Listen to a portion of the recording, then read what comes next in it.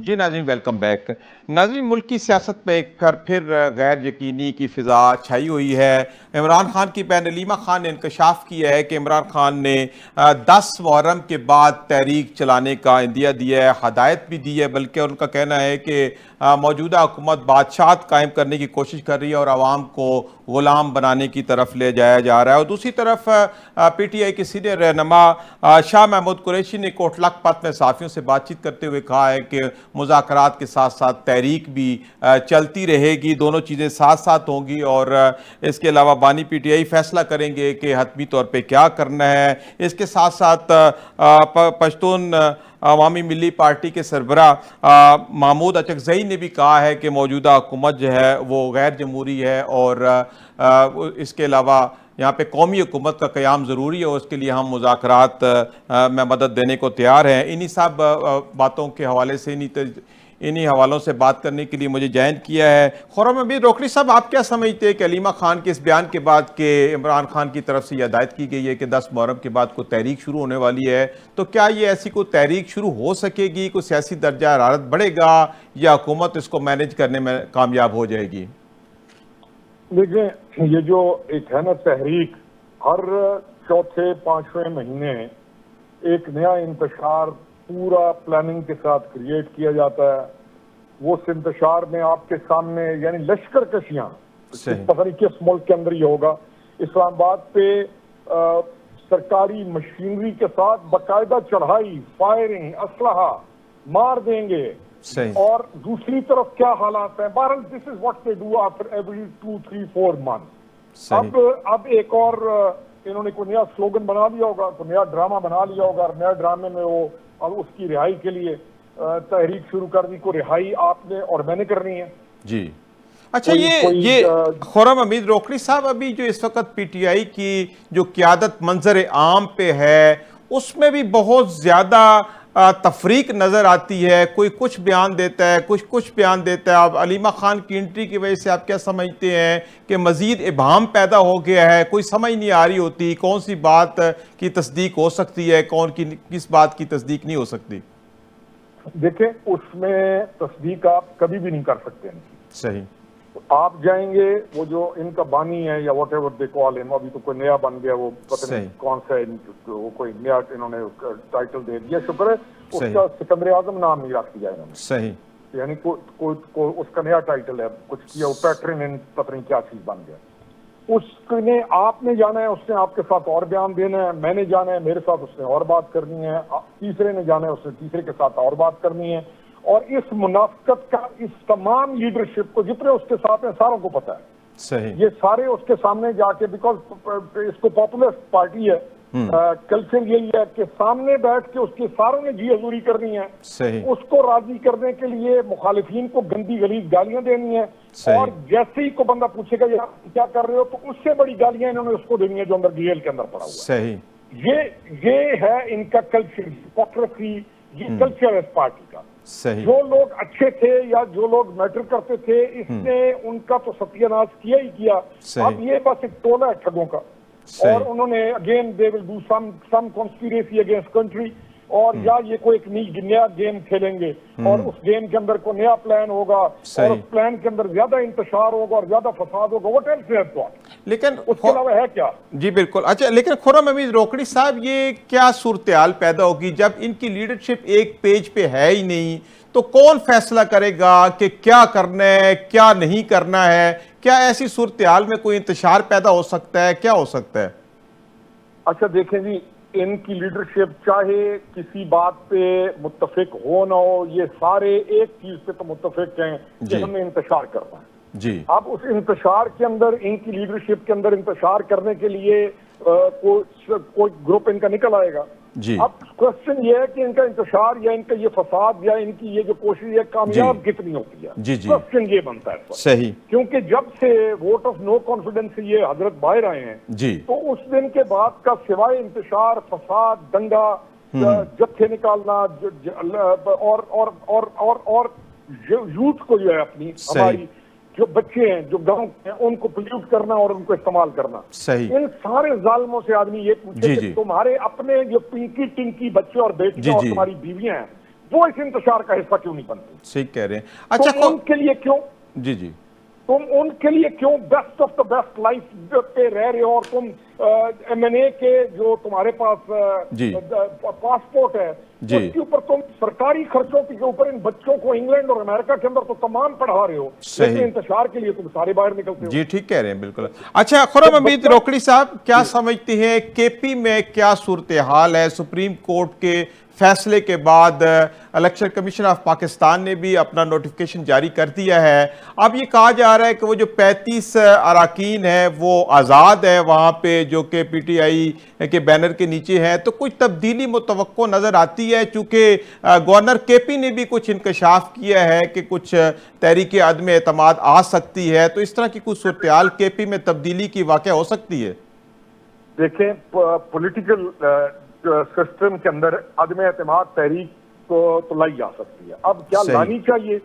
If I am sitting somewhere और मैं कुछ कर रहा हूं और मैं किसी बड़ी पार्टी में हूं, तो I will try my level best, अगर मैं नून में और पीपीपी में होता, कि मैं वहां पर तहरीक अदम एतमाद लाऊं।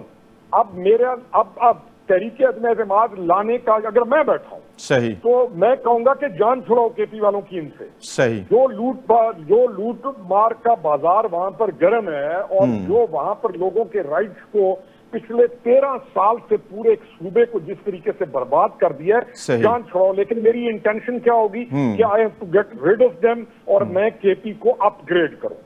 अब ये रिस्पॉन्सिबिलिटी है एएनपी की, ये रिस्पॉन्सिबिलिटी है जेयूआई की, ये जी बिल्कुल, जिनको सीटें भी मिली हैं, बिल्कुल ठीक है। अच्छा, गवर्नर केपी का कहना है कि वो जब जेल में थे कराची में सीएम केपी के, तो वो उनको ये खाना भिजवाते थे। उन्होंने वादा किया था कि हम आपके साथ मिल के चलेंगे। कोई इनका कोई अंदरून खाना, कोई गठजोड़, कोई बातचीत है ऐसी? नहीं, गवर्नर की और वजीर आला की। जी, वजीर आला की। देखिए, हम लोग ना थोड़ा सा आपको ये समझना होगा कि हम लोग इस इलाके में, हम ट्राइबल कल्चर है, सही, किसी की वालदा रिश्तेदार होगी, किसी कबीले की रिश्तेदारी होगी, वगैरह वगैरह, सही। लेकिन वो मैटर नहीं करती, चाहे हम खाना भिजवाएं, चाहे हमारी तरफ से एक दूसरे की शादियों पे आए। ये तो पहली दफा हमारा गंदा कल्चर इसमें जो है, ये जो बानी तहरीक शर, इसमें शुरू किया कि लोगों ने अपने अंदर नफरतें पैदा की। पहले यहाँ पे पॉलिटिकली आप एक दूसरे के अगेंस्ट होते थे, लेकिन खाना भिजवाना, एक दूसरे की शादियों पे मिलना जुलना, ये एक आम कल्चर था। ये रवायात हैं, बिल्कुल ठीक, ये रवायात हैं कबायली। वो तो फैसल करीम कुंडी का अगर उसको खाना भिजवाएगा तो उसका हक बनता है उसकी रिश्तेदारी में वो खाना भिजवाए। लेकिन मैं ये नहीं समझता हूँ कि जब पाकिस्तान पीपुल्स पार्टी या ये सारे मिलकर कहेंगे कि हमने तहरीक चलानी है, तो क्या फैसल करीम कुंडी खाने याद करेगा? नहीं, खाने अपनी जगह, दोस्ती अपनी जगह, जी ठीक है, जी ठीक है। होगा वो कभी किसी ऐसी चीज में नहीं होगा जिसमें कोई कह सके कि इसने जी रिश्तेदारी निभाई है, जो फलानी निभाई है। अच्छा, खुर्रम हमीद रोकड़ी साहब, आज शाह महमूद कुरैशी ने भी साफियों से बात करते हुए कहा है कि मुज़ाकरात और फिर तहरीक साथ साथ चलेगी। तो क्या ऐसे मुमकिन है कि एक तरफ आप मुज़ाकरात कर रहे हों और एक तरफ आप तहरीक चला रहे हों? देखिए जी, तहरीक पहली चीज है, चला किसके खिलाफ रहे हैं? तहरीक इन्होंने चलानी है रियासत के खिलाफ जी, और उस तहरीक के अंदर इनका मेन एम क्या होना है? दंगा फसाद जी। अब अगर ये समझते हैं कि ये दंगा फसाद भी करेंगे, ये बाहर निकलकर बदमाशियां भी करेंगे, ये कानून भी तोड़ेंगे, और उसके बाद ये समझेंगे कि हम मुज़ाकरात करें तो वो हमारे साथ मुज़ाकरात भी किए जाएंगे, I think they are strongly mistaken. ये बहुत गलत सोच रहे हैं अगर ये सोच रहे हैं। शाह महमूद कुरैशी साहब को भी ये चीज वैसे भी नहीं सोचना चाहिए। शाह महमूद कुरैशी साहब तो गुलैल से किसी, यानी एक फकीर आदमी है। शाह महमूद कुरैशी साहब तो शरीफ आदमी है। Why should he be saying things जो अली अमीन गंडापुर के मुंह पे सूट करते हैं? तो शाह महमूद कुरैशी को being as a senior politician, एक बड़ा सीजन्ड और पुराना politician, he should be talking sense.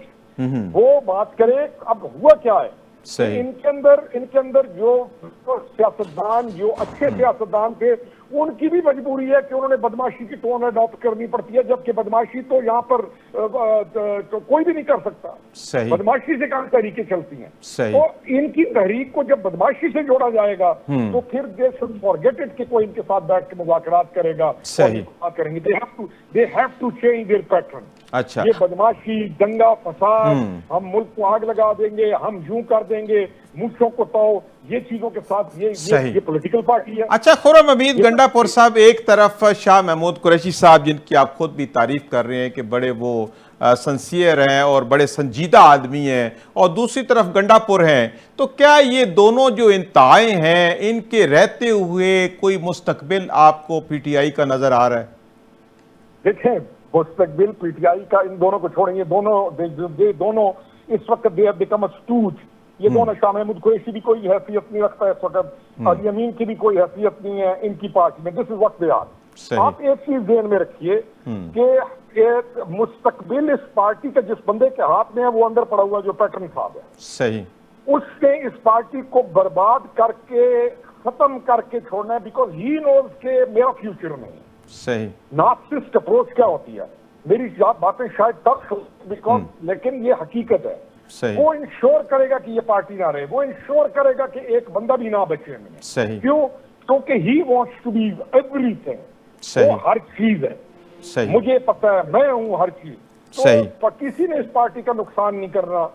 जिस दिन से वो वोट ऑफ नो कॉन्फिडेंस के जरिए बाहर आया है, हम उस दिन से कह रहे हैं कि इस पार्टी को किसी ने नुकसान नहीं पहुंचाना। सही। हर चीज करने का जिम्मेदार ये खुद है। सही। हर नुकसान ये अपने आप को तो छोड़े ना, वो हम तो डूबे हैं सनम, तुमको भी ले डूबेंगे। सही। ये वो है कि मैं अगर नहीं हूं तो पूरा पाकिस्तान नहीं। चले, वो तो बात आपकी ठीक है, है, वो तो बात आपकी ठीक है अपनी जगह पे, लेकिन एक पार्टी एग्जिस्ट तो करती है पूरे पाकिस्तान में, तो अगर उसका बानी उसको नहीं चलाने देता, नहीं चला रहा, नहीं चला पा रहा, उसके वीएन में प्रॉब्लम है जैसे आप कह रहे हैं, तो फिर इसका हल क्या है? क्या ये जो जितनी भी दुनिया जुड़ी है इस पार्टी के साथ, वो फिर किधर जाएगी? इसका मुस्तकबिल आप किस तरफ को देखते हैं? वो मुझे एक नौजवान मेरे साथ बात कर रहा था पिछले दिनों, तो उसने कहा चाचा बस ना पूछ, हम तो जनूनी हैं इसके। मैंने कहा मेरा बेटा, जनूनी का मालूम होता है इतना, जनूनी होता है पागल, जनूनी होता है मखबूतुल हवास, जनूनी होता है दिमाग से हर लिहाज से पागल। अल्लाह तेरे बाप तुझे जनूनी तो नहीं देखना चाहता, सही, तेरा बाप तो तुझे को काबिल देखना चाहता है। तो ये जब हम कहते हैं ना कि जो लोग इनसे जुड़े हैं, बहुत फर्क पड़ गया, बहुत कमी हो गई है। अब जो जनूनी होते हैं, तो जनूनी बेचारे तो ना अपनी माँ के ना अपने बाप के, वो उनको ये जहां जिस पर भी अपने लिए इस्तेमाल करे और आग में फेंके। हाँ, जिस दिन इसके अपने बेटे इसके साथ खड़े होंगे, सही, तब मैटर करेगा। जिस दिन इसके एमएनएज, जिस दिन गंडापुर की अपनी औलाद खड़ी होगी, फिर मैटर करेगी। बेचारे जनूनी खसो खाशाक की तरह जलाए जाएंगे, इस्तेमाल होते रहेंगे, और ये उनको इस्तेमाल करते रहेंगे। ये पॉलिटिकल पार्टी है ही नहीं, रह ही नहीं गई है। अच्छा खुर्रम हमीद गंडापुर साहब, अभी केपी में सूरत हाल क्या है? वहां पे डेवलपमेंट, गुड गवर्नेंस, चूंकि एक ही हुकूमत बार बार वहां पे आ रही है, तो क्या वहां की आवाम जो है वो मुतमिन है? वहां पे कुछ डिलीवर किया जा रहा है? वहां सियासी सूरत हाल क्या है इस वक्त? देखिए, केपी आपका पाकिस्तान पूरे में से रबादारी के लिहाज से, केपी आपका तमाम सूरतों में best of the best police, KP की पटवार सिस्टम सबसे अच्छा। सही। लेकिन पिछले 13 साल में केपी का तबाही निकल गई, और केपी को इन्होंने इखलाकी तौर से लेके हर लिहाज से बर्बाद कर दिया। तो लोगों के अंदर रियलाइजेशन तो है, जब वो कंपेयर करते हैं खुद को पंजाब के साथ, जब वो जाते हैं कराची, खुद को कंपेयर करें गवर्नमेंट के साथ, पंजाब के साथ कंपेयर करते हैं, तो पंजाब के साथ जब वो कंपेयर करें, क्योंकि केपी का बहुत ज्यादा फ्लो पंजाब में है, बिजनेस है, लोग करते हैं, तो डेफिनेटली अब उनके अंदर ये अवेयरनेस तो है कि यार देखो बाकी मुल्क कहां पहुंच गया और हमारी क्या हालत है। सही। ये अवेयरनेस है, ठीक हो गया। अच्छा, आप क्या समझते हैं कि अभी हुकूमत अगर चेंज होती है, कोई इंतखाबात की सूरत हाल बनती है, तो केपी में कोई तब्दीली अवाम की तरफ से मुतवक्को नजर आ रही है आपको?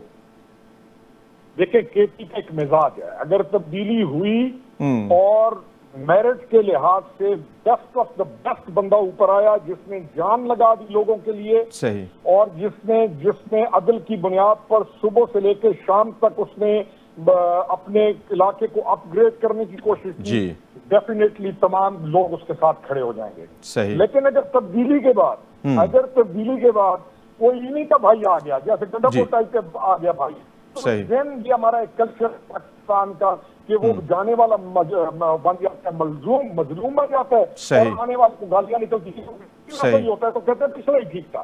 तो जो कुछ हम ये सोचता हूँ कि कभी भी जो कुछ हो, तो जो भी बंदे आगे लाए जाएं वो मेरिट के ऊपर आए, जो तब्दीली लाना चाह रहे हैं पॉलिटिकल पार्टी, फिर वो कल ऐसा बंदा लेकर जो दिन रात लगा दे, वो फिर केपी को अपग्रेड करे, फिर केपी जी जी। अच्छा, खुर्रम हमीद रोकड़ी साहब, आपने एएनपी और जेयूआईएफ का नाम लिया, क्या इनका भी कोई मुस्तकिल करीब में किरदार हो सकता है केपी की सियासत में? लेकिन जेयूआईएफ का किरदार तो केपी के अंदर, बलूचिस्तान के अंदर बिल्कुल हो सकता है। सही। लेकिन ये क्या किरदार अदा कर पाएंगे? सही। I don't think so. मेरा नहीं ख्याल कि ये किरदार अदा कर पाएंगे। सही। ये मेरा जो पर्सनल है इनके बारे में, क्योंकि इनके क्या हो सकता है? बिल्कुल हो सकता है। क्या कैपेसिटी है? बिल्कुल कैपेसिटी है। क्या ये किरदार अदा कर पाएंगे? ये कर सकते हैं। मेरा ख्याल है नहीं, न कर पाएंगे और न कर सकते हैं। सही।